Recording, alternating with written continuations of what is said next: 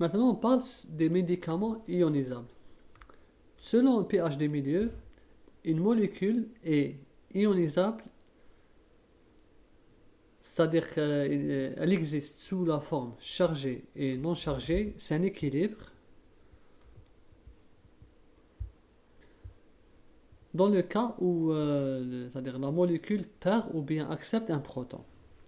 Une molécule ionisable devrait être sous sa forme neutre pour pouvoir passer à travers la membrane. Là, on a une molécule, on va schématiser une molécule, par exemple HA, ça c'est une molécule, selon le milieu dans lequel elle se trouve, l'estomac ou bien l'intestin ou bien le sang. Parce que chaque milieu possède un pH particulier. Le pH de l'estomac par exemple est acide. Le pH de l'intestin, là où les molécules sont absorbées, est faiblement acide. Il est supérieur à 3,5. Le pH du sang est aux environs de 7,6. Donc il y a différents pH. Donc en fonction de ce milieu, de ce pH, la molécule va s'ioniser. Et là, c'est le cas des médicaments ionisables. Ce qu'on a vu tout à l'heure pour le log 2P, c'était uniquement pour les molécules neutres, qui ne sont pas ionisables. Mais la majorité des médicaments sont ionisables. Et pourquoi on fabrique, c'est-à-dire on développe des médicaments ionisables, c'est vraiment stratégique. On verra avec certaines familles pourquoi, ou bien comment les médicaments ionisables réagissent avec les cibles. Avec les molécules ionisables, on ne parle pas de log 2P, mais on parle plutôt de log 2D. C'est une distribution.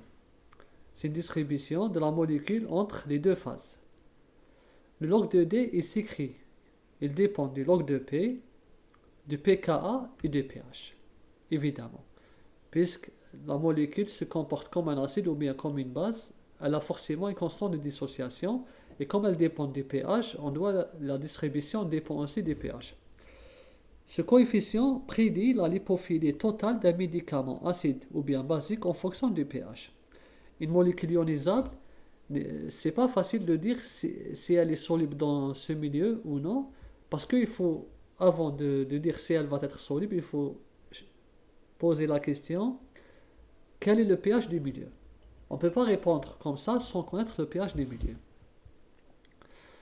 Les molécules ionisables c'est-à-dire elles rentrent en équilibre avec les ions d'une façon différente.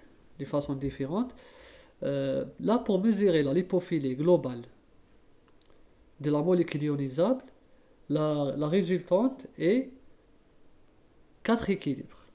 Là, on est face à un tétrade. On appelle ça un tétrade. Comme exemple, on prend la molécule H1. Son équilibre tétrade est le suivant. Là, c'est toujours la même expérience. C'est comme pour le log 2P, on a pris l'octanol plus H2O. Mais comme c'est une molécule ionisable, donc elle va être c'est-à-dire soluble dans les deux. Mais il y a aussi sa dissociation qu'il faut prendre en considération. Les molécules neutres ne possèdent pas de pKa. Les molécules ionisables possèdent un pKa. Donc ici, la molécule H1, c'est-à-dire l'acide, le médicament acide, qui est dans l'ectanol, il est en équilibre avec la molécule toujours acide qui est soluble dans l'eau. Là, on peut déterminer le log de P. Là, on l'appelle log P1 comme exposant. Pourquoi 1? Parce que c'est neutre. Là, c'est le log de P de la molécule neutre. Là, l'acide, le médicament acide, comme c'est un acide, il va perdre un proton. Donc, il a une constante de dissociation. Dans l'octanol, l'acide se dissocie en 1-, avec un pKa. Dans la phase aqueuse, l'acide, le médicament aussi se dissocie en 1- selon un pKa. Le pKa dans l'octanol et le pKa dans l'eau sont différents. L'ion issu de l'acide, 1- aussi est en équilibre avec 1- dans la phase aqueuse. Il y a un échange, il y a un équilibre. Là, il a un log de PI, c'est-à-dire le log de PI c'est ionique. Alors à la fin, on aura 2 logs de P et 2 pKa. Le log de P de la molécule neutre est différent du log de P de la molécule ionique. C'est normal. Et la constante de dissociation dans l'octanol est différente de la constante de dissociation dans l'eau. Forcément. Donc on voit comme c'est compliqué. C'est comme ça. Ça c'est le modèle. C'est la simulation